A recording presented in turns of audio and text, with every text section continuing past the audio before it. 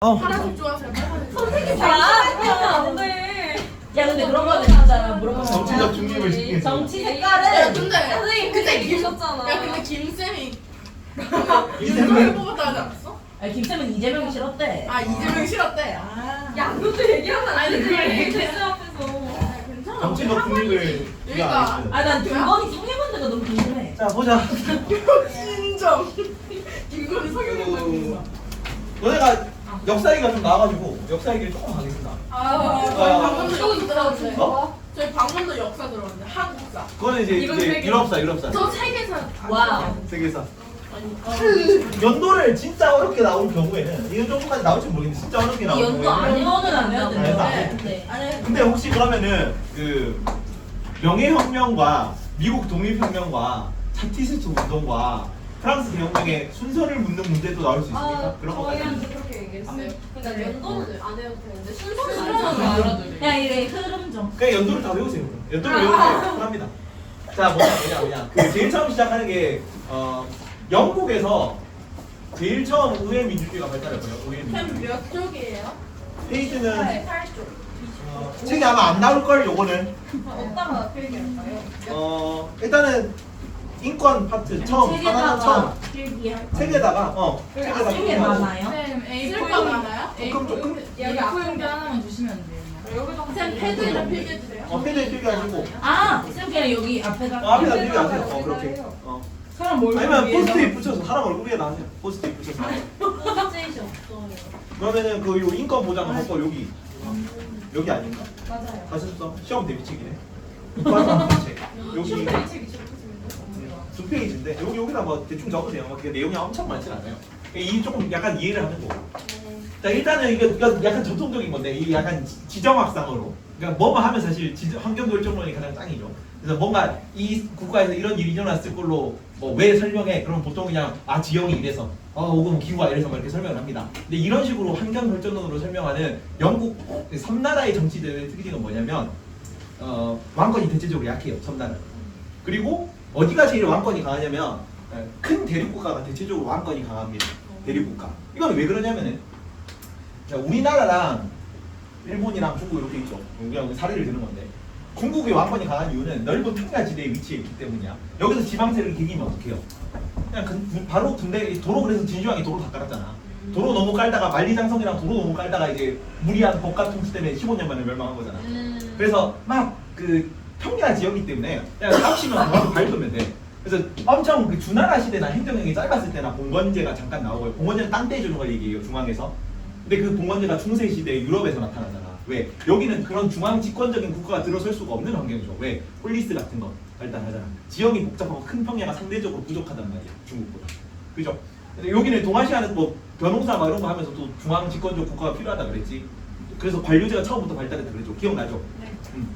그리고 자 섬나라의 특징은 뭐냐면 섬나라 왕권이 강해지려면 어떻게 해야 왕권이 강해지냐면은 전쟁이 많아야 돼. 사실은 일단은 우리 그 고구려에서 율령 반포하는 건 누구예요? 불교 율령태양 누가 반포해요? 고구려에서? 소수리왕. 소수리왕이 아버지가 죽죠. 백제한테. 백제 근초왕한테 죽잖아. 복수하려고 막. 고국 원앙이 고국에서 원통왕에 돌아가시잖아. 고국 원앙. 그래가지고 소수리왕이 다 불태울 거야 하면서 불교 태양 율령 반포하는 거지. 그러니까 이거 나머지 똑같거든요. 그 율령을 반포하려면 이게 백제가 고이왕 때 율령을 반포하는데 한 군영과의 투쟁 과정에서 왕권을 강화한 겁니다. 근데 신라는 제일 이 삼국 중에서 왕권이 느리지. 뇌물마리간데 4세기 이후에 왕권 강화하잖아. 그리고 6세기나 돼야 왕이라는 칭호를 쓸 거고. 이렇게 신라가 왕권이 약한 이유는 뭐야? 태백산맥, 소백산맥으로 가로막혀 있어가지고 외부 침입을 상대로 덜 받았어요. 한 군현하고 백제 이게 중국이랑 싸우면서 얘네들이 성장했거든. 백제가 오고요. 그래서 초반에 상대적으로 왕권 강화가 빨랐단 말이야. 근데 가야는 결국 그래서 중앙집권 국가로 성장 못하고 멸망해요. 신라는 6세기나 돼야 이 육부족 연맹을 부족적 연맹체에서 행정적 연맹체로 바꿀 겁니다. 이게 4세기, 3세기 이루어지는데 그렇게 고구려에서는 맞죠? 그래서 반도가 한 중간쯤 되고요. 섬나라는 이 외부 침입이 아예 없어요. 일본이 외부 침입을 받은 거는 핵 두드려 맞고 장기전 한 번도 없습니다. 제대로 받은 거는. 몽골 침입 받았지만 태풍 때문에 물러갔죠. 그게 유일해. 유의하지. 두 번이잖아. 그래서 신풍 불어가지고 2차 세계대전에 가미가지 한다 그랬죠. 그런 거. 뭐 이렇게 그렇기 때문에 원래 섬나라는 대체적으로 왕권이 약해요. 그래서 얘네들은 봉건제가 발달합니다. 이해가지? 봉건제가 왕권이 약하기 때문에 지방 세력들이 각자 자기 지역을 다스리는 거, 봉토를 다스리는 형태죠. 왕이 천황이 중앙에 있지만, 맞죠? 그래서 전 세계에서 G7, 세계에서 제일 잘 나가는 나라들이 G7이지. 이 유일하게 그 천황제 혹은 왕정제가 살아있는 국가는 두 나라밖에 없어. G7 중에 어디야? 영국이랑 일본이야. 둘 다 섬나라입니다. 왜 그렇지? 역설적으로 왕권이 약하기 때문에 살려둬도 별로 문제가 없는 거야. 그래서 상징적 국가 원수로 둬요. 이해되니? 네. 그러면 일본은 천황제잖아. 천황이 다스리지만 걔는 그냥 얼굴 마담이에요. 아. 실제 공식. 아 그래요? 그리고 실질적으로는 아베 총리, 아. 그리고 그 고이즈미 총리 이런 총리들이 다스리는 거지.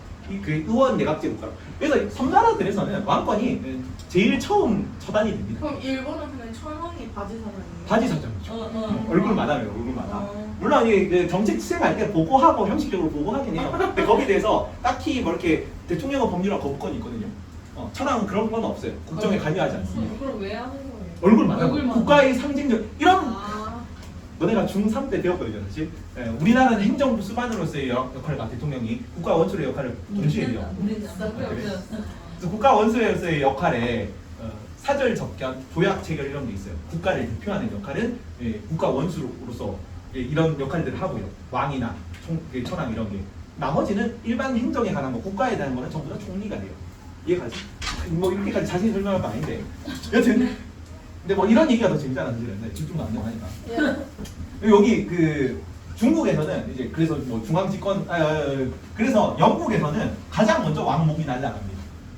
그래서 인류 사이비들인데 왜냐면 이 청교도 혁명이야. 청교도 혁명인데 그 왕목이 왜 날아가요? 살려도 상관없다는 살려도 상관없는데 왜 왕목이? 처음에는 절대 왕정을 추구했거든, 영국에서. 그래서 여기는 이제 왕권이 좀 약한 곳이랬죠. 상대적으로 외부 침입을 덜 받으니까. 그래서 처음으로 그 왕목을 친 게 요 청교도 혁명 때야. 크롬웰 들어봤습니까? 크롬웰의 둘째 잠깐.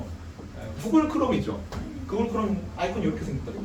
근데 잘 보면은 구글 크롬 아이콘의 가운데가 파란색이에요. 그래서 청교도 혁명 때 권리 청원이라는 걸 내거든요. 우리 권리를 우리 권리를 보장해 주십시오. 청합니다. 원합니다. 그런 얘기예요. 청원이고. 그리고 요거를 주도한 인물이 크롬웰이라는 인물이야. 그래서 청교도혁명 권리 청원 파란색이니까 크롬웰 이렇게. 여튼 뭐 세계사 시간 때 가르치는데 여기 뭐. 이 청교도라는 게 영국 개신교 원래 있던 종교가 천주교예요. 천주교. 카톨릭이 천주교입니다. 그리고 이 천주교가 1000년 동안 유럽 역사를 지배하다 보니까 너무 타락하고 부패했단 말이야. 교황이 뭘 팔았냐면은 면죄부를 팔았어. 그래서 루터가 75개조 반박문을 막 쓰면서 이거 성경에 쓰여 있는 내용입니까? 성경에 쓰여 있는 대로 하십시오. 라면서 개신교라고 루터파 개신교, 칼뱅파 개신교가 널리 확대되는 겁니다. 맞아요. 그러면서 칼뱅파 개신교가 이 루터파 개신교는 약간 좀 처음 나왔기 때문에 그래도 제후들, 농민들 이런 사람 지지를 많이 받았고 얘는 칼뱅은 이전까지는 노동을 제약시하고 왜냐면 인간이 형벌이거든요. 인간이 선악과를 따먹었기 때문에 노동은 인간이 벌로 받는 거야. 그래서 신성한 성직자들만 좋은 일을 할 수 있는 거고 나머지 일반 노동자들은 천한 것들이거든요. 그리고 노동이 천하기 때문에 그 노동을 통해서 얻은 부도 나쁜 거예요. 부자가 천국에 가는 건 낙타가 바늘구멍을 통과하는 것 같다 그랬죠. 근데 칼뱅이 이때 한창 이제 이 칼뱅이 나오는 게 1015세기 후반쯤 되는데 그때가 되면은 지중해 상업이 막 번성하는 시기야. 그래서 도시 이런 게 막 발달하면서 상공업자들이 많이 나오던 시기거든요. 근데 얘가 칼뱅이 그런 이제 세태에 맞춰서 청부산항 같은 걸 얘기해요. 네가 열심히 일해서 정당한 방법으로 쌓은 부는 옳고 도덕적이고 신의 선물이라고까지 얘기를 하는 거지. 그래서 얘네들 지지를 받아 상공업자 지지를 받아가지고 이 칼뱅파 개신교가 널리 퍼져요. 그래서 이걸 네덜란드에서는 보이센이라고 할 거고요. 프랑스에서는 미그노라고 할 거고요. 스코틀랜드에서는 이거를 장로회라고 해요. 그리고 여기서는 이거를 청교도라고 합니다.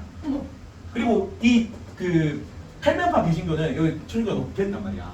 그래서 절약, 검약, 뭐 절제 뭐 이런 거 강조할 거거든요. 그래서 청교도들이 극욕주의예요. 미국으로까지 청교도가 미국 애들이거든요. 그래서 여기 넘어가는 건데 너무 세계사 얘기인데 여튼 내가 이게 가르치는 레파토리가 있으니까 그거대로 가는데 너무 좀 쓸데없는 얘기가 많거든요. 알아서 걸러 들으세요. 여튼 네. 그래서 요 청교도는 그 내가 절제하고 극욕하고 청렴한 삶을 살기 때문에 청교도야. 그래서 퓨리턴이라고 합니다. 퓨리가 순수하다죠. 그래서 청교도예요. 청교도. 근데 영국은 이때 언제였냐면은 엘리자베스 여왕 이후에 헨리 8세 이후에 영국 국교회가 국교인 시대예요. 수장령 선포하면서 영국에서의 그 천주교의 그 기독교의 대빵은 교황이 아니라 영국 왕입니다. 그래서 당연히 청교도들은 박해받을 거예요. 그래서 일부가 미국까지 메이플러와 타고 신대로 간 게 미국이에요. 근데 요 청교도들이 이 안에서도 한번 반역을 일으킨 게 이거거든요. 그래서 얘네들이 보기에는 그 영국 국교회 입장에서는 영국의 공식 종교 입장에서 보면 얘네들 사이비들이거든요. 근데 그 사이비가 너무 그게 뭐예요? 영국 국교회예요. 국교. 국교회도 개신교 일파로 보는데 그까지는 알 필요는 없지만 일단 청교도들을 2단으로 영국에서 청교도들을 2단으로 갔다는 게 중요합니다. 그래서 거기에 반발로 뭐 정치 뭐 이런 것도 막 문제가 많고 반발로 일으킨 전쟁이야. 근데 얘네들 보기면 사이비들이죠. 사이비 2단이니까. 그래서 이 사이비가 막 성장해가지고 인류 사이비들이 된 거죠. 인류 사이비다. 그래서 청교도면 권리 청원이라는 그 문서가 나올 거고. 그리고 이 인류 사이비들이 아직도 팔팔하다 이렇게 인류 팔팔입니다. 이게 명예혁명입니다. 둘 다 영국입니다. 왜 그 의회 민주주의는 최초로 여기서 발달했어요. 괜찮죠? 이 왕목이 가장 빨리 쳐진 거예요. 명예혁명. 저 적어야 돼요? 요 정도 연도로 그냥 외웁시다. 이렇게 뭐 외우면 되니까. 괜찮니? 그리고 요때는 권리 장전이거든요. 이 권리 청원은 그냥 문서 쪼가리입니다. 이렇게 해주세요라고 문서를 낸 거고 이 장전은 긴 법전을 얘기해요. 법전이 법전. 그래서 이 권리 장전을 명예혁명인 이유는 여기는 왕이 목이 잘렸거든. 제임스 2세가. 제임스 1세가 왕이 잘렸는데 찰스 1세가 찰스 1세가 목이 잘려요. 근데 여기는 찰스 2세가 목이 안 잘리고 외국으로 도망가. 이게 그 다시. 무혈이라서 명예롭다 그래서 명예혁명입니다. 여기는 피를 안 흘렸기 때문에. 왜냐면 한 번에 첫 번째는 목이 잘렸으니까. 그리고 나서 이 뭐 메리와 윌리엄의 공동왕 추대 뭐 이렇게 맞아요. 추대를 할까? 야 너네 진짜 세밀하게 가르쳤네. 그죠? 세계사 선생님이니까. 공부 열심히 했죠. 아니 그게 아니, 아니라 저희 중학교 때 내용이에요. 중학교 때 내용이야. 네네. 하여튼 뭐 이거 내가 원래 가르치던 레파토리가 있으니까 그거대로 지금 가르치고 있는데 너무 자세한 건 알 필요 없어요. 이렇게 시험에 나오지 않습니다. 네. 여튼 명예혁명 때는 이 긴 법전이거든요. 그래서 이제는 이전까지는 왕이었어. 다른 데랑 똑같은 왕이었어. 근데 이제는 왕 마음대로 할 수가 없어. 헌법에 따라 통치를 해야 돼요. 여기는 긴 법전이니까. 그죠? 법전에 따라 통치를 하십시오. 왜냐면 메리와 윌리엄 공동왕 추대는 추대된 거거든요. 지가 혈통이든 뭐든지 능력을 한 게 아니기 때문에 그 권리가 약하죠. 그래서 이때는 입헌 군주제의 시초로 옵니다. 그리고 여기 여태 처음으로 왕은 군림하나 통치하지 않는다는 멘트가 이렇게 나와요.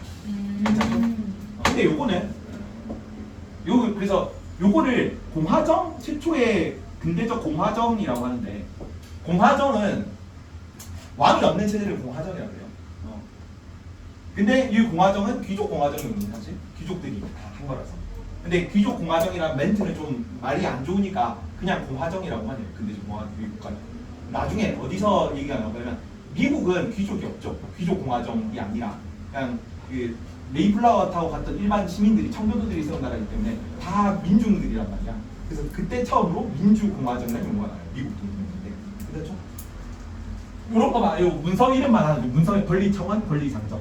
처음에 청교도였을 때 청교도입니다. 권리 청원이고 그 두 번째는 피를 안 흘렸으니까 명예혁명이고 이거는 헌법을 승인받은 거니까 입헌 군주제고 권리 장전이다. 여기까지. 그리고 나오는 게 그다음에 1789 프랑스 혁명입니다. 미국 독립혁명. 미국 독립혁명. 1773에 미국 독립혁명 혹시 계기가 뭔지 기억납니까? 미국 독립혁명의 계기가? 맞아요. 보스턴 차사건. 맞아요. 이거 알 필요 없지만 7년 전쟁이라는 전쟁이거든요. 1756이야. 일제히 오류가 유럽이 일제히 오류에 빠진 사건입니다. 7년인데. 근데 이 7년 전쟁이 엄청 큰 당시엔 유럽 세계대전 같은 느낌, 유럽의 세계대전 같은 느낌이었기 때문에 요거 러시아 때문에 제정 러시아가 한번 붕괴될 거고요. 그리고 그 영국에서는 이 미국 독립혁명이 일어나고 프랑스에는 프랑스 대혁명이 일어나는 계기가 된 사건이에요. 7년 전쟁이. 그래서 요것 때문에 돈이 엄청 많이 필요하단 말이야. 그래서 세금을 겁나 이빨이 물려요. 아 맞아요. 그래서 미국에서는 무슨 세금을 물리냐면은 인지세, 인수할 때 쓰는 세금, 우표세 이런 거, 차세도 매겨. 근데 이때 그 유럽에 되게 그 신한국 개척 자체가 차 찾으러 간 거잖아. 차랑 후추 이런 거 찾으러 간 거잖아. 차가 되게 일상적인 기호품이 됐는데 거기 세금을 물리는 거 참을 수 없죠. 그래서 그 들어오는 차 배에 있는 차를 세금을 물리고 그냥 먹지 말자. 다 바다에 던졌어요. 그래서 이 원어가 티파티거든요. 그 티파티, 바가해라는 뜻입니다. 보스턴 차 사건, 보스턴 티파티가 원어야. 그래서 그 바다에 던진 차를 이제 물고기들이 다가해를 한다는 뜻입니다. 그걸 좀 재미없게 번역을 했어요. 보스턴 차가 그 차가 아니라 오, 마시는 마시는 차였어. 나차 있지. 그러니까 나도. 그래서 바다에 그 던지는 물고기들이 다가해야 한다. 그래서 그런 의미로 지은 거야. 그래서 한 번 그 산을 치우는 걸 철상한다 그러죠. 그래서 한 번 차를 철상해 볼까 그렇게 한 번 차를 철상해 볼까. 이게 보스턴 차 사건이고 보스턴 차 사건 때 차 사건으로 인해서 미국 독립혁명이 일어나요. 미국 독립혁명.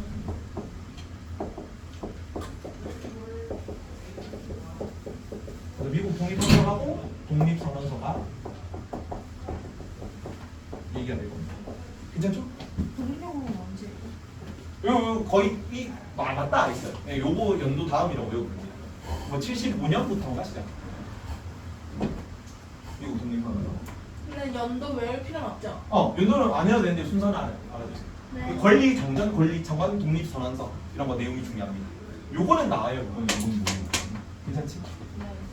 그리고 마지막으로 이 그 미국 독립혁명의 영향을 받아가지고 프랑스 대혁명을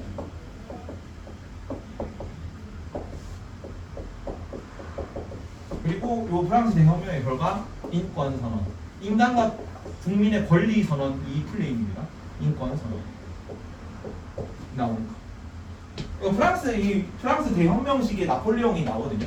그래서 이 혼란한 시기를 이 프랑스 대혁명이 너무 무서웠단 말이에요. 다른 나라들 입장에서는 그 처음으로 공화주의가 귀족 공화주의도 아니고 일반 민중들에 의한 공화주의를 얘기를 하는 거죠. 왕복은 잘리고. 그래서 다른 나라들이 공화제가 다 제정국가들이라서 다 제정국가들이 이제 공화주의가 퍼질까봐 프랑스로 쳐들어왔거든요. 그게 프랑스 동맹전쟁입니다. 그래서 얘가 엄청 프랑스가 막 위기에 처해 있는데 나폴레옹이 짱 나타나가지고 다 이기니까 얘가 엄청난 지지와 권리를 획득하게 된 거죠. 그래서 이 프랑스가 제일 잘 나갈 때입니다. 그래서 일진 법국이라 법국 불국하거나 89 일진 프랑스가 일진이 됐던 시기입니다. 그런 식으로 아니 나도 말 막 이어내니까 막 힘들어서 그런 식으로 외웁니다. 이제 요 순서만 알면 돼요. 네. 이게 3대 혁명이야 미국에서. 권리 명예혁명, 청교정명도 가끔 나오고 명예혁명, 미국 독립혁명, 그다음에 프랑스 대혁명이 유럽의 3대 혁명입니다. 이건 뭐 미국이긴 하지만 서양의 3대 혁명, 시민혁명이에요. 시민혁명. 그러면 이전까지 요 프랑스 혁명 때 나온 얘기인데 아까 말했던 구체제, 이 구체제가 귀족 중심주의 혹은 왕정 중심주의 질서가 붕괴되고 시민들이 전면에 나서게 되는 거예요. 그게 시민혁명이죠. 괜찮니? 그리고 요 시민혁명 때 나오는 세 가지 권리가 1세대 인권이라고 해요. 1세대 인권이 자유권. 이건 나중에 헌법하면서 자세히 배우겠습니다. 자유권, 평등권, 참정권. 1세대 뭐요? 1세대 인권이에요. 시민혁명 시기 처음으로 나오는 권리. 1세대 인권. 1세대. 3세대까지 나오고 그냥 최근의 인권 해가지고 4세대 개념인 인권까지 나와요. 1세대 인권. 헌법할 때 자유권은 뭐고 평등권은 뭐 어떤 특징이고 참정권은 어떤 특징이고 쭉 거는 헌법할 때 있습니다. 이 단원에서. 괜찮습니까? 네. 근데 요거 뭐 두 개는 뭐 이렇게 나오진 않는데 일단 요 자유나 평등은 이때까지는 시민인데 이때 시민은 누구냐면 자본가 계층만 시민이야. 나머지는 처음에 투표권이 없고 자기 왕에 대한 시민의 자유, 그러니까 귀족에 대한 자본가들의 자유, 지주계층의 자유예요. 지주계층의 평등, 지주계층의 자본가 계층의 평등만 얘기를 한 거야. 그래서 참정권도 당연히 지주와 자본가들만 참정권을 가져요. 투표할 수 있는 권리. 그래서 이 두 개는 따로 언급은 나중에 안 되는데 이 참정권은 눈에 보이는 거지, 명확한 거지. 그래서 참정권 확대 운동은 따로 나옵니다. 참정권 확대 운동하면서 얘는 2차 세계대전 이 참정권만 밑줄 해가지고 화살표 해가지고 2차 대전까지 라고 적어봅니다. 1838 차티수투 여기까지만 적어봅시다.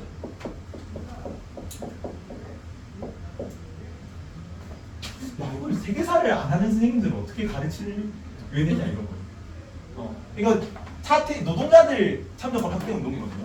근데 뭐 생각하냐면 차 테스트하는 노동자다라고 생각. 자동차 공정의 노동자라고 생각합시다.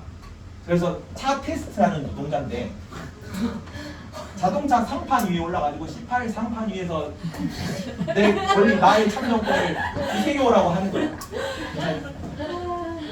여기까지 정도만 알면 돼요. 여기까지. 순서는 알아도 이게 참정권이라고 알아도 참정권. 그리고 참고로 유럽에서 여성의 참정권이 확대되는 거는 요거는 노동자들의 참정권이에요. 왜? 지금은 자본가, 지주만 참정권을 가지고 있으니까. 여성의 참정권이 확대되는 건 1차 세계대전 이후입니다. 왜 그렇다고 그랬어요? 여자가 전쟁에 참여하는 게 1차 세계대전 이후부터야. 그 이전에는 한 번도 여성은 전쟁에 참여한 적이 없어요. 그동안 뭐 했어요? 스티스는 2차 이후. 아니야 이거는 약간 상식으로 알아두시죠. 1차 세계대전, 2차 세계대전 이거는 외웁시다. 모든 사회 개념은 다 기준적으로 나와요. 1차 세계대전. 자, 19 인사 19 3 19 39 이렇게 19 14 19 39거든요. 1차 세계대전, 2차 대전입니다. 근데 1차 이 세계대전이 뭐 한다고 했냐면 저번에 여기서 경제 파트를 설명 안 했나? 뭐 식민전쟁이 일어나는 이유가 그러니까 1차 세계대전, 2차 세계대전이 일어나는 이유가 산업혁명 이후에 영국, 프랑스, 서부 유럽들은 식민지 선발 국가였거든요. 근데 오스트리아, 독일 이런 애가 식민지 후발 국가라 가지고 얘네가 나도 산업혁명 해가지고 생산품이 많이 늘어나는데 이거를 갖다 팔 데가 없는 거지. 갖다 팔 데가 없으면 뭔 일이 생기냐면 미국처럼 돼요. 경제 대공황이 터질 거예요. 그래서 이 넘쳐나는 생산물을 어떻게든 소비를 해야 돼. 식민지를 갖다 팔아야 되는데 식민지가 없거든. 그래서 식민지 원래 가진 애들로 식민지 내놔 하는 게 1, 2차 세계대전. 두 번 다 그랬어요. 이해가니? 그러니까 후발 산업주의 산업혁명 국가라서 그래요. 독일. 그래서 독일에서 먼저 일어나는 거예요. 1차는 2차는.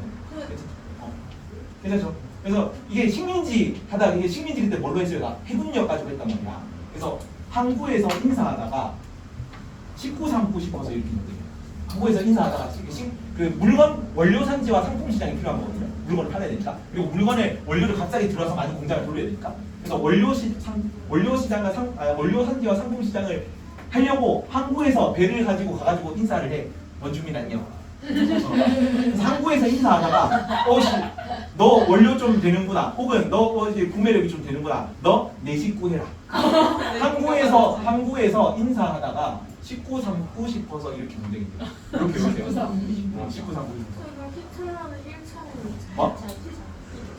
뭐가? 히틀러가 2차죠, 2차. 그럼 1차는 누가? 1차도 독일이 먼저 일으켰어요.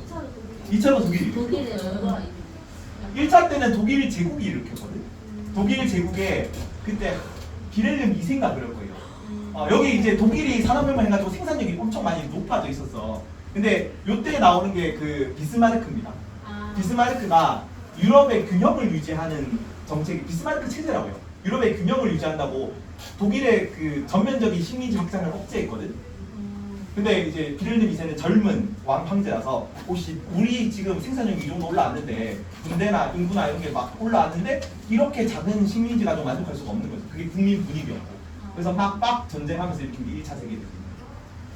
그러고 나서 이제 2차 세계대전 때 미국 경제 공황 터지니까 다 생산물이 쪼그라들 때 다 경제가 다 망하거든요. 다 망하는데 왜 미국에서 먼저 일어나요? 경제 공황이. 얘는 식민지가 없어. 미국도 식민지 후발주잖아요. 팔 데가 없으니까 생산품이 너무 쌓이는 거죠. 재고가 많으니까 애들이 안 팔리니까 노동자를 자르겠지. 생산비를 줄여야 되니까. 노동자를 자르니까 구매력이 없겠지. 물건 쌓이는데 물건 구매력이 없는 거야. 물건 쌓이고. 그래서 차례차례 기업이 도산하고 경제가 도산하고 은행이 도산하다 보니까 이게 세계로 퍼진 게 세계 대공황이에요. 그 상황에서 영국, 프랑스는 괜찮아. 왜? 영국, 프랑스는 식민지가 있으니까. 그래서 블록 경제라는 걸 실시해요. 식민지들은 영국하고만 교류해, 프랑스하고만 무역을 해. 이런 걸 한 거고. 미국은 그래도 구매력이 좋은데 경제가 크기 때문에 그래서 정부에서 돈을 풀어요. 이게 뉴딜 정책이야. 근데 맞아. 돈을 정부가 풀 돈도 없고 식민지도 없는 독일, 일본, 그다음에 이탈리아 같은 산업화 국가들은 방법이 없으니까 물건을 팔아야 될 거 아니야. 물건을 팔아야 식민지가 있어야 이 경제가 무너지는 걸 막을 수가 있는데 사람들이 다 굶어 죽는 거 막을 수가 있는데 그래서 독일 민족들이 다 히틀러한테 열광한 거지. 굶어 죽게 생겼으니까 이 물건을 팔아야 되는데 그래서 2차 세계대까지 일어나는 거예요. 괜찮지? 그래요. 그 저희 전 선생님이 10차 샤워를 하지 않는 이유 자체는 사람들이 돈이 너무 없어가지고 그것도 맞아. 경제가 망했다니까. 또라이라서 너무 사람들이 불편해가니까 원래 하던 사람들이 그래서 또라이를 원했고 그 또라이가 히틀러였다. 그런 관점도 있겠죠. 먹고 살기 힘든 시기였거든. 이게 거의 뭐 절단을 해놨어. 1차 세계대전 끝나고 거의 독일이 나라 꼴을 유지를 못하게 만들어놨어요. 왜? 아까 근데 이전까지 잘 나왔잖아. 1차 세계대전 엄청 많이 물렸다니까. 아이씨 이거 보상은 다음 주에 한 번 더 보충이 있으니까. 1차 세계대전 끝나고 어떤 일이 있었냐면은 그 되게 내가 전쟁사 전공했거든요. 전쟁사 전공하면서 되게 슬펐던 그 뭐 일화가 있는데 그 독일에서 군함 있잖아. 군함 1차 세계대전 이 시기에 막 해전이 엄청나게 이게 다 전쟁이 해전 가지고 하던 시기예요. 왜냐면 식민지 개척이 바다를 통해서 있으니까. 그래서 해군력이 엄청 중요하던 시대인데 1차 세계대전 때 독일이 패하고 모든 군함들을 이 합상국에서 갈라가지고 그래가지고 독일 여기는 뭐 내일이면은 이 배는 저 프랑스로 가고 이 배는 영국으로 가고 이렇게 될 거야. 그래서 함장들끼리 모여가지고 애국가를 다 같이 부르면서 배를 자침시켰습니다. 자침 뭐예요? 스스로 폭파시켰다고. 왜요? 영국, 프랑스로 넘어갈 군함들이니까 독일의 배가. 죽었어요? 아니 배는 가라앉았죠. 근데 그 사람은 살았어요. 그거는 모르겠습니다. 그냥 그 애국가를 부르면서 왜 넘어가요? 왜요? 전쟁에서 졌으니까 거의 나라 꼴을 못하게 만들어놨다니까. 그러니까 국민들이 울분이 많이 쌓였죠. 1차 세계 이전까지만 해도 거의 영국 생산력 부문에서만 인구 부문에서만 엄청 영국, 프랑스를 거의 다 따라잡은 상태였거든요. 그리고 그 전구가 독일 전구가 프로이센인데 프로이센이 막 7년 전쟁 아까 거기서 나름 이기면서 영국, 프랑스랑 어깨를 나란히 하던 시기입니다. 근데 이런 거를 하니까 마음에 안 들잖아요. 애국가 하여튼 뭐 그렇습니다. 여기까지 갈 필요 없고 중요한 건 요거 이런 거는 외워야 되고 그리고 그 보스턴 아니고 그 뭐냐 참정권은 여성 참정권은 유럽에서는 1차 세계대전 이후 그다음에 후진국들은 그러니까 개도국들은 제3세계 국가들은 2차 세계대전 이후에 여성 참정권이 확대되는 걸 알아주세요. 그까지 말면 돼요. 이거는 노동자 운동만 따로 알아주시고 요가 자유권 평등권 요때부터 쭉 나오는 거고 참정권은 요때 나오지만 이게 확대되는 과정이 있다. 1세대 인권입니다. 괜찮죠? 뭐 했다고 5분 남았네. 아니에요 선생님. 15분 저희 15분 넘었어요. 아 그렇지. 아 맞네. 아 충분하고. 청소년은 왜 일어났냐고? 수상했어요.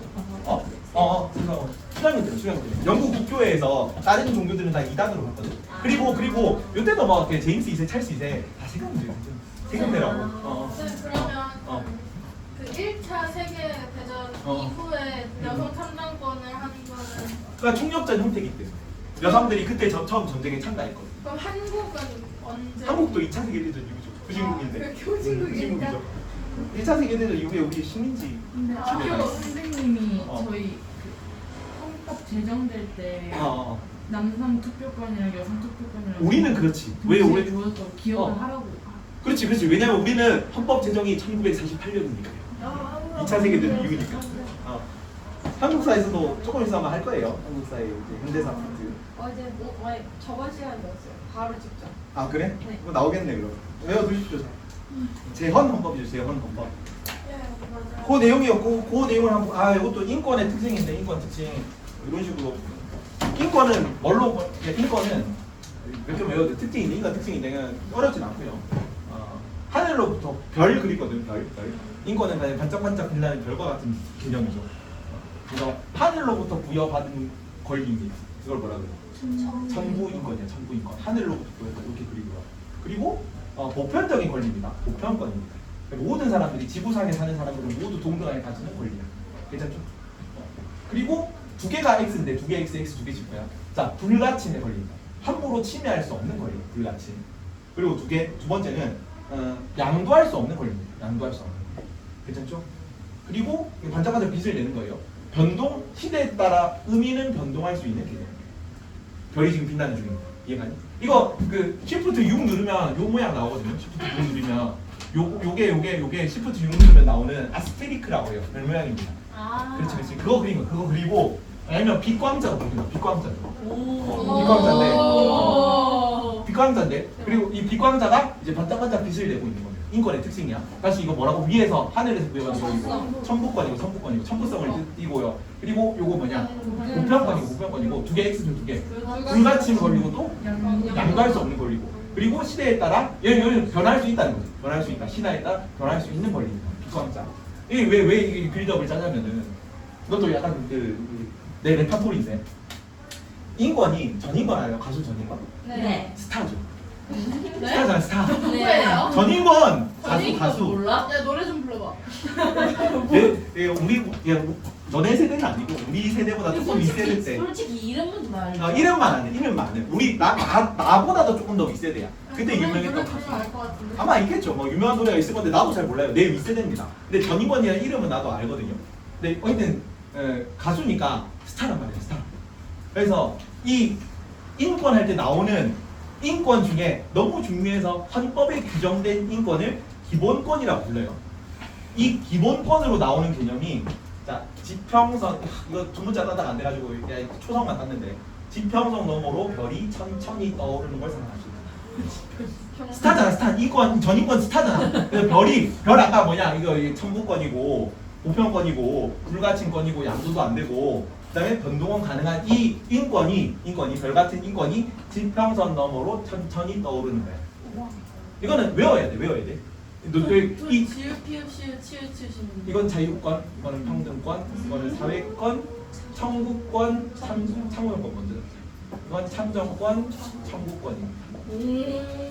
이 5개는 내용을 알고 있어야 되기 때문에, 그러니까 뭐가 기본권인지는 알고 있어야 돼요. 5개 특징을 알아야 되기 때문에. 그래서 이렇게 지평선 천천히 이렇게 지평선 너머로 천천히 떠오르는 별, 인권 이렇게 외웁니다. 괜찮니? 내용을 한번 봅시다. 요거는 이제 헌법 들어갈 때, 요 구체적인 내용 헌법 들어갈 때 볼게요. 선생님 저 시여시 사회권. 사회권. 그리고 아까까지 1세대 인권이었죠. 1세대 인권이었고 요까지만 했고 요 역사부터 마저 다 해야 됩니다. 그리고 나서 자 1차 세계대전이 끝났어요. 1차 세계대전 누가 일으킨 전쟁이었냐면은 독일 제국이 일으킨 전쟁이었어. 그래서 연합국들의 국가가 해체됐다는 거지. 그래서 꼭두각시 정권이 세워집니다. 그거를 바이마르, 이건 알고 있어야 돼. 바이마르 공화국이라고 해. 그래서 바이마르 공화국은 그러니까 제국주의 완전 반대로 갈 거예요. 제국주의는 뭐야? 제국주의에서는 식민지 개척을 위해 개인의 기본권 같은 거 좀 제한돼도 돼요. 우리 국가가 잘 나가는 게 중요한 거거든. 나중에 전체주의랑 약간 맥락을 어떤 부분은 공유하고 있습니다. 근데 지금 바이마르 공화국은 그 제국주의, 독일 제국이 무너지고 거기에 대한 압박과 반성에서 출발한 나라란 말이야. 여기서 헌법을 만들면 어떤 헌법이 만들어지겠니? 반대로 그 정반대로 국민의 기본권을 가장 보장하는 형태의 헌법이 만들어질 거야. 이게 바이마르 헌법입니다. 바이마르 공화국의 헌법. 이게 연도도 알아야 돼. 1918에 1차 세계 3.1 그치 3.1운동. 아이고죠. 뭔데? 아이고 3월 1일 1919 3월 1일 날에.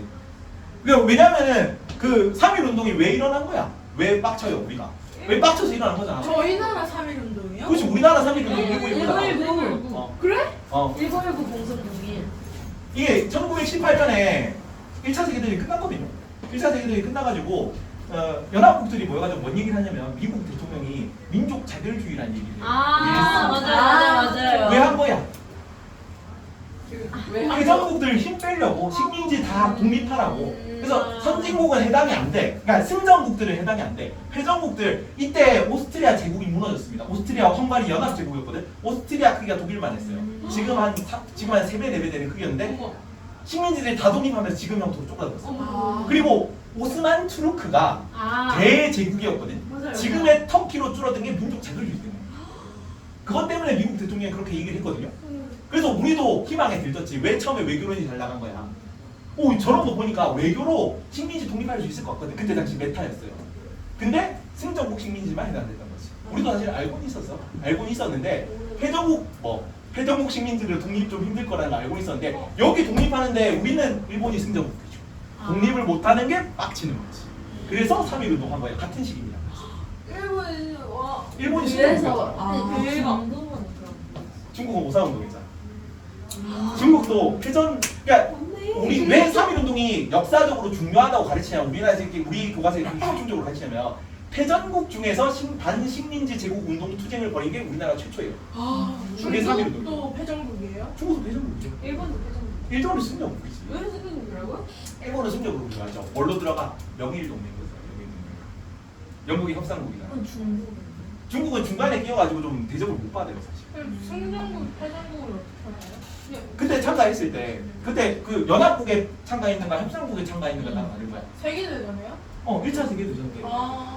영국은 영일 동맹으로 그때부터 이 세계사 얘기 들어가면 끝도 없긴 한데 영국이 대영 제국이었죠. 네. 그때 바다는 누가 다 정복했냐면 전부 다 영국이 정복했어요. 근데 그 영국이 위로 뭔가 올라가려면 뭐 제일 중요한 식민지 두 개가 중국 남부랑 인도였거든. 이게 영국의 텃밭이었어. 근데 이 영국이 바다만 그 영역이 있잖아. 바다가 아닌 모든 것을 영국을 견제하는 게 러시아였어. 러시아 땅덩어리 이렇게 넓어진 이유야. 그 도망을 쭉 찾아가지고. 그래서 사사건건 영국이랑 대립했거든. 그래서 그 그 검은도 그건 잘 배웠네. 러시아가 영국 견제하려고 들어간 거예요. 영국이 러시아 견제한다고 검은도 들어간 거예요. 네. 영국의 검은도 점령. 맞아요. 러시아가 맞아요. 우리가 졸업 일학설이 돌고 나서 영국이 바로 나오거든. 그때 딱 한 번 나와. 왜냐면 우리는 너무 영토가 작아가지고 사실 영국은 이런 거 있잖아. 이런 거 차지하는 게 중요한 거거든. 러시아가 내려오지는 않았으면 좋겠는데 왜냐면 얘가 부동산을 갖게 되면 안 되니까. 근데 우리나라 자체는 그게 관심이 없는 거지. 그래가지고 이 검은도 때만 잠깐 나오고 러시아가 우리나라에 조금 꺼지니까 그 뒤로 안 나와. 이게 1차 세계대전 전이죠. 전이지. 후손대국대니까. 흥선대문대. 여튼 그래가지고 뭔 얘기를 하다 그랬냐? 이렇게 하면서 이쪽에서는 직접 싸우거든요. 아프가니스탄 전쟁은 러시아랑 영국이 직접 벌여요. 근데 이쪽에서 이 너무 먼 거지. 여기 이 중국 남쪽에 러시아가 내려오는 게 견제를 하고 싶은데 사실 우리나라는 그냥 곁다리고 이 중국 남쪽으로 내려오는 러시아를 막고 싶은 거야. 너무 멀고 그러니까 좀 이익도 이렇게 좀 그 영국 좀 영향력이 여기 너무 집중돼 있으니까 일로 조금 대리인을 세우고 싶은데 그 대리인으로 선택된 게 일본이야. 그래서 영일 동맹이 나오는 거야. 그러면서 이때부터 1차 세계대전부터 둘이 같이 한 몸이었어. 그래서 승전국으로 들어갑니다. 그래서 우리나라는 승전국의 식민지기 때문에 독립을 보내서 3.1 운동에 가는 거예요. 그리고 이때 당시 독일이 무너졌기 때문에 반독일 제국적인 바이마르 헌법에서 인권의 기본권 이런 거를 강조하는 거예요. 괜찮죠? 그리고 자, 우리나라 독립 언제 했습니까? 1945년 8월 15일이죠. 그렇지. 그래서 1차 세계 이걸 알겠죠? 1945년. 1차 세계, 2차 세계대전 끝나고 그때 이전까지 이제 유럽 이런 건 1차 세계대전 이전까지가 유럽이 세계에서 가장 잘 나가던 시기야. 이거를 뭐 벨 에포크 시대라고 하는데 프랑스로 아름다운 시절이라는 뜻입니다. 유럽의 전성기야. 근데 1차 세계대전 딱 하고 나니까 유럽이 굉장히 충격을 받아요. 유럽을 비롯한 전 세계가 좀 충격을 받았죠. 인간은 이성적이고 합리적이고 인류는 발전할 수 있고 세계는 진보할 것이라는 믿음이 지배하는 세계였는데 벨 에포크 시대는 그 믿음이 와장창 박살이 난 거죠. 이런 그 참혹한 분쟁을 벌이면서. 그래서 우리 그 선진국들이 식민지 이런 걸 떠나가지고 이런 참혹한 전쟁을 절대 하면 안 되는 거예요. 그래서 이거는 이제 이거 사회권입니다. 2세대 인권이 바이마르 헌법에서 보장한 사회권이 2세대 인권이에요. 1919년에 나옵니다. 바이마르 헌법 사회권이고요. 그리고 1948년에 연대권이라는 개념이 나와요. 세계 인권 선언입니다. 요거까지 연도를 외웁니다. 그거도 세계 인권선언 조항 22부터 외웠어요, 쌤. 외워야 돼. 이 두 개는 중요합니다. 이게 2세대 인권이고요. 이게 3세대 인권이야. 왜 연대권이냐면 전 세계가 뭉쳐가지고 이제 이게 자기 나라의 이익만 얻으려다 보니까 전 세계가 이제 그 전쟁의 구렁텅이에 빠진 거잖아. 그래서 우리가 이런 참혹한 인권 학살 같은 전쟁을 우리가 다 뭉쳐서 막아야 된다. 그러면서 이 세계 인권 선언에서 보편적 인권을 얘기를 하거든요. 그래서 중요해 인권 파트에서. 여기서 이 보편적 인권을 얘기하면서 나이나 성별이나 연령이나 뭐 또 뭐 있지? 나이, 성별, 연령 뭐 그런 거 있든 모든 사람의 차이, 인종이든 뭐든 간에 그런 모든 차별이 다 철폐하고 그냥 인간이면 인권을 가지고 있는 거라고 규정을 했어요. 그래서 오늘날 이 나와 있는 이 보편적 인권의 개념은 이때 확립된 겁니다. 그래서 우리 이 인권의 개념은 우리가 지금 뭐 당연히 사람은 인권을 가지고 있지 예전에 없어서 만들어진 한 100년도 안 되고 60년, 70년 된 개념. 연대권 그럼 정확히 뭐예요? 보편적 인권을 얘기하는. 보편적 인권을 지키려고 전 세계가 함께 뭉쳐가지고 이걸 보존을 해야 된다. 그래서 보편적인 거죠. 각 나라가 다 뭉쳐가지고 어느 나라는 이게 예전에 흑인의 인권이 없었잖아. 그게 아니라 보편적 인권을 얘기하는 거죠. 그걸 위해서 전 세계가 뭉치는 권리를 그래서 연대권. 전 세계가 뭉쳐서 연대해서 지켜야 되는 권리. 이까지 1, 2, 3세대입니다. 그리고 잠깐만 4세대 인권은 뭐 그런 거 이 기타 4세대 인권이라는 용어는 안 나오고요. 저거만 주십시오. 4세대 인권인데 4세대에 물음표 치세요. 왜냐면 정식으로 나오는 개념이 안 돼요. 4세대 물음표 인권이고 교과서에 나와 있는 표현으로는 이 표현이 오늘날의 현대 사회의 인권, 현대 사회의 인권이라는 표현으로 나옵니다. 근데 나는 그냥 그 편의상 내가 그냥 혼자 4세대 인권이라고 불러요. 1, 2, 3 나왔으니까 이렇게 하면 편하잖아요. 그래서 여기 주거권이라든가 안정권. 문화, 그렇지 그런 거 들어가요. 문화권이라든가 그까지 환경권이라든가 안전권이라든가 이칠 권리까지. 약간 이 느낌을 약간 그 암기하는 방법 중에 좀 그라데이션으로 하면은 좀 쉽거든요. 그러니까 뭔가 넓이를 점점점 확대해가는 개념으로 외우면은 암기가 조금 쉬워. 그래서 여기도 주거는 그냥 내 집이잖아, 내 집.